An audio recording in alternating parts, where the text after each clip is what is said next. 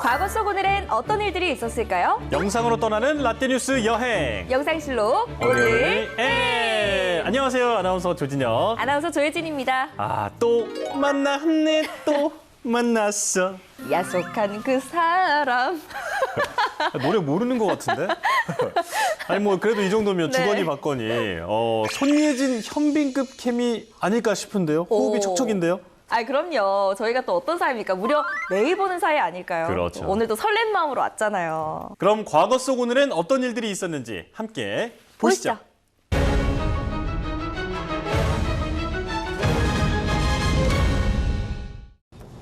2008년 7월 11일 북한군에 의한 남측 금강산 관광객 총격 피살 사건이 일어났습니다. 금강산 관광이 시작된 이래 금강산과 개성공단에서 남쪽 주민이 북쪽의 가해로 숨진 것은 처음이었는데요. 숨진 53살 박 씨는 새벽 4시 30분쯤 숙소인 비치호텔에서 나갔고 해금강 해수욕장 주변을 혼자 산책하던 중 변을 당한 것으로 알려졌습니다. 북측은 박 씨가 관광객 통제구역을 지나 북측 군 경계 지역에 진입하자 초병이 정지를 요구했고 박 씨가 불응한 채 도주하자 발포했다고 설명했는데요. 북측이 사업자인 현대아산에 통보해온 내용에 따르면 박모 씨가 관광객 통제구역을 지나 북측 군 경계 지역에 진입하였고 초병의 정지 요구에 불응하고 도주하여 발포하였다고 합니다. 관광객이 피살당한 그 충격적인 사건이었죠. 당시에 북한 측에서는 어떤 입장이었나요? 우리 측 관광객의 부주의로 일어난 사고다라는 입장이었는데요. 민간인이 군인에게 당한 사고였기 때문에 사실 우리 입장에서는 굉장히 충격적인 사건이었죠. 사건 발생 이틀 뒤인 13일, 우리 측은 금강산 관광지군의 인원을 모두 철수시켰는데요. 이후 사건의 진상규명과 재발 방지 약속을 요구하며 금강산 관광을 잠정 중단했고 현재까지 재개하지 않고 있습니다. 그럼 이번에는 1979년으로 가볼까요? 미국의 첫 우주정거장 스카이랩이 1979년 7월 11일 지구 대기권으로 들어왔습니다. 6년 동안 돌던 지구 궤도를 벗어나 지구 귀환길로 들어섰는데요. 스카이랩은 발사 당시 태양 전지판 등 부품의 파손에 따른 고장으로 고도가 점점 낮아지다 결국 재수명을 다하지 못하고 대기권으로 진입하게 됐습니다. 스카이랩은 귀환 도중 오스트레일리아 서부와 인도양 상공에서 대기 마찰로 부서졌는데요. 뭔가 이런 얘기를 들으면 이 파편 때문에 그 인명 피해는 없었는지 그게 좀 걱정이 돼요. 맞아요. 이 큼직한 파편이 주거 지역으로 떨어지긴 했어요. 그런데 다행히도 인명 피해는 없었는데요. 대신 소 한 마리가 파편에 맞아서 다치긴 했다고 하네요. 소 얼마나 놀랐을까? 그러니까요. 갑자기 하늘에서. 뭐 이렇게 맞은 거 아니야. 1973년 5월 14일 발사된 스카이랩에는 1973년과 1974년 사이 우주인들이 3번 방문했습니다. 우주인들이 스카이랩에 머무른 171일 동안 의학과 과학 등 여러 분야의 실험을 할 수 있었는데요. 또 이곳에서 18만 장에 이르는 태양 사진을 찍은 결과 태양에서 어둡게 보이는 저밀도 영역인 코로나의 구멍을 발견하기도 했고 지구 관측을 통해서 석유와 광석이 매장된 곳도 알아냈습니다. 이제는 국제 우주정거장도 있잖아요. 맞아요. 제가 그 전에 국제 우주정거장 브이로그를 본 적이 있는데. 브이로그요? 네. 우주인들의 브이로그죠. 신기하더라고요. 그곳에서 그 연구하시는 분들이 부럽기도 하고 대단하게 느껴지기도 했습니다. 저도 오늘 한번 가서 봐야겠다.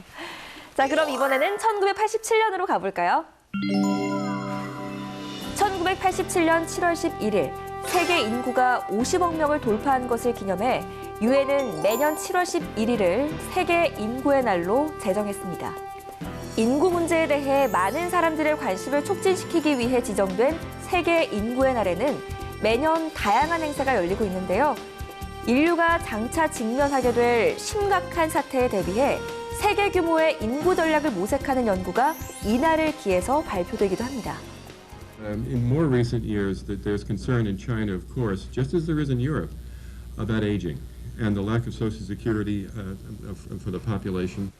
1987년에 50억 명을 돌파했다. 네. 그럼 지금 2022년이잖아요. 네. 지금은 세계 인구가 얼마나 되나요? 놀라지 마세요. 무려 79억 5천만 명 정도라고 합니다. 79억 5천. 네. 와, 80억 명이네. 그만큼 또 인구의 증가 속도가 1987년에 비해서 굉장히 빨라졌다는 걸 짐작할 수 있겠죠. 그렇네요.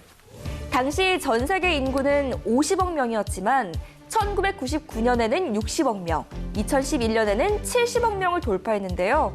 유엔은 2050년엔 전 세계 인구가 97억 명에 달할 것이라고 예측하고 세계 인구의 날이 제정된 지 100년이 지난 2087년에는 100억 명을 훌쩍 넘을 것이다. 이렇게 예상하고 있다고 하네요.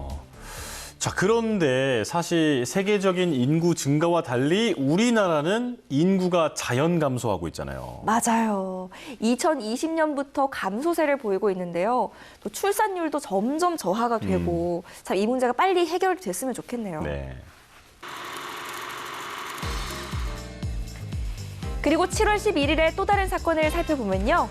1934년에는 세계적인 패션 디자이너 조르지오 아르마니가 이탈리아 북부 소도시에서 태어났습니다. 이분이 세운 브랜드 저도 참 좋아하는데. 저도 참 좋아하는데요. 좀 부족해서 못 조금 사지만. 부족해서 저도. 패션을 넘어서 뷰티, 리빙, 호텔 쪽에서도 이름을 널리 알리고 있는데 이분은 언제부터 성공을 하신 건가요? 이 아르마니가 디자이너로서 성공을 거둔 건요. 1980년대 도시적인 감각의 패션을 선보인 데서 비롯이 됐거든요. 할리우드 영화 아메리칸 지골로에서 주인공 리처드 기어의 의상을 맡아서 돈과 명성을 단번에 거머쥐었죠. 어떤 행운의 그 작품을 만났구나. 네. 또 1957년에는 디젤 기관차 인수식이 부산역에서 열렸는데요. 이 디젤 기관차는 어디서 인수한 거죠?